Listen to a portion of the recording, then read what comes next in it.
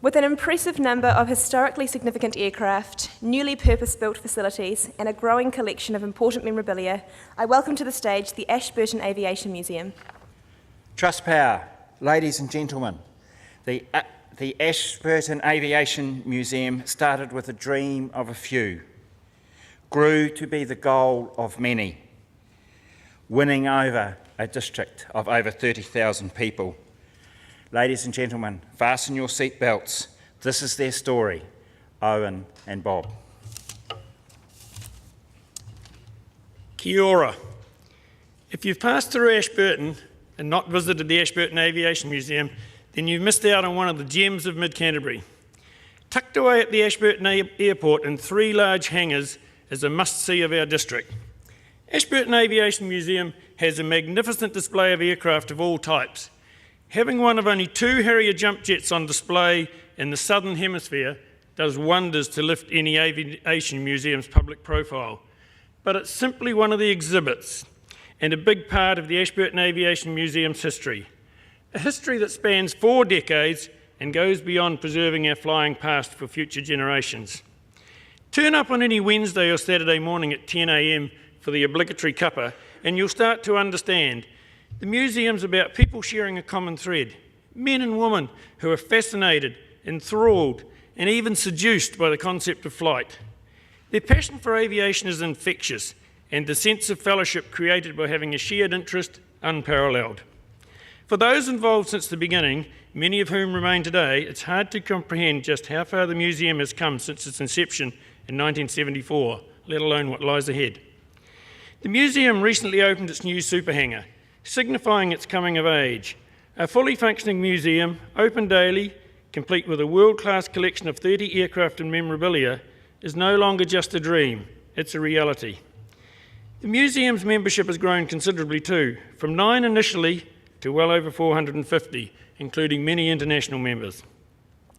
The museum's meteoric rise to house arguably New Zealand's most diverse aeroplane collection followed no great master plan, just a lofty dream, dogged determination, and a genuine commitment of its members to make it happen against the odds. In 1974, the inaugural meeting was called to consider the possibility of forming a historic aviation society in Ashburton. 9 men came forward, and together they decided to take the plunge. With no funds, no building, and no displays, the task ahead appeared futile, but they remained undeterred. We spent those first 4 years dreaming of all the marvellous things we were going to do. The committee pinned its hopes for a serious museum exhibit on a North American Harvard, which was being sold off by the RNZAF in 1978. We put up a tender for $2,500 on aircraft NZ1012, and lo and behold, we got it. We had our first aircraft. Well, not quite. We still had to pay for it, and at the time, we only had $150 in the bank. Members and supporters were quick to respond, and within 24 days, the museum was the proud owner of a Harvard. Showing foresight and vision, members shelved plans for a simple shed in favour of a purposely built, classically designed pre-war hangar, large enough to hold an entire collection. As the dream escalated, so did the cost. The original $6,000 shed was replaced by a building 10 times that. Instead of looking for handout, members went on the offensive, recruiting wives, family and friends for fundraising. In the absence of pokies and community grants, the committee fundraised the old-fashioned way. It wasn't easy. One raffle ran at the Timwell Tavern every Saturday night for 12 years. We worked very hard for every cent back then. By 1984, we'd raised the necessary funds for construction to begin. After 7 years of painstaking work, in 1990, the last nail was ceremoniously driven in, the same day the last bill was paid. It was officially opened the following year, finally giving the museum a place to display its growing aircraft collection. Not long after the dust had settled, the adjacent building came up for sale. This building was acquired in 1994 and paid off in 2000, and as a workshop is an integral part of the museum.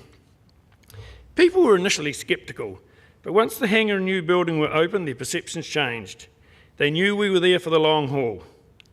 In 2002, we set out to bring a tiger moth to Ashburton, creating that tangible tie to its years as an RNZAF training ground. It's much easier to sell a project when people are tied up with it. So Ashburton's commemorative Tiger Moth project was born. with the help of the Ashburton District Council, Ashburton Licensing Trust and generous community support, our tiger moth duly arrived. Perhaps our greatest coup, and arguably the museum's biggest drawcard, is the Hawker Harrier jump jet, one of only 2 in the Southern Hemisphere, and certainly the envy of all other aviation museums in Australia. The Harrier took 2 years of restoration to bring it back to its current state. It's about taking the opportunities when they arise. As with many of the exhibits, the Harrier's presence is due to luck and enterprise. It's due to the committee's have-a-go attitude, rather than dollars in the bank.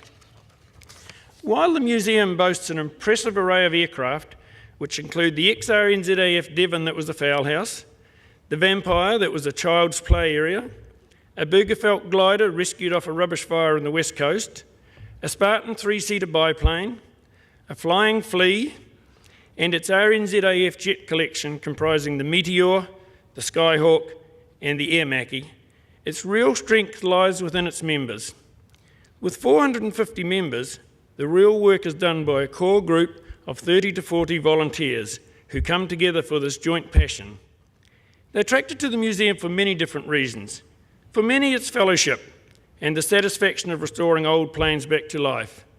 For some, it's about bringing an exhibit back to life through its history, or explaining the splendid diorama showing the airfield as it was during period as an RNZAF training school.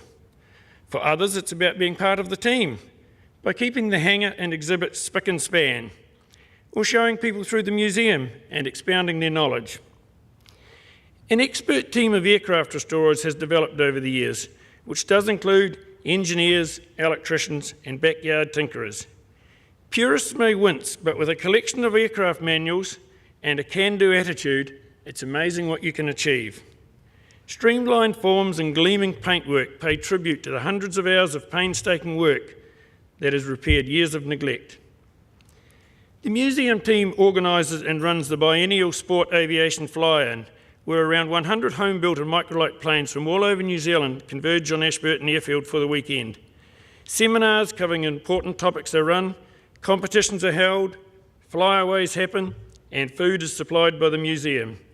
The public are, of course, invited to attend, which is a great chance for the museum to give something back to the community.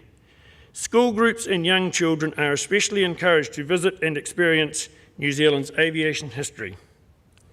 The Southern DC-3 Heritage Liner, one of only 2 DC-3 still flying in New Zealand, is housed at the museum and will eventually go on permanent display. As our collection continues to grow, it is inevitable that we'll need to once again look at extending our super hangar. I'm sure that when the time comes, the members will involve themselves with the usual enthusiasm until the job is done. The museum's success owes much to the huge community support it's received. A cooperative council, support of local funders, the support of the RNZAF, and the dedicated core group of volunteers pushing it along. The future looks bright for the Ashburton Aviation Museum. We at the museum would like to particularly thank TrustPower for the regional award and the chance to come up to the far north and be involved in the presentations by all the wonderful organisations from each region. Thank you.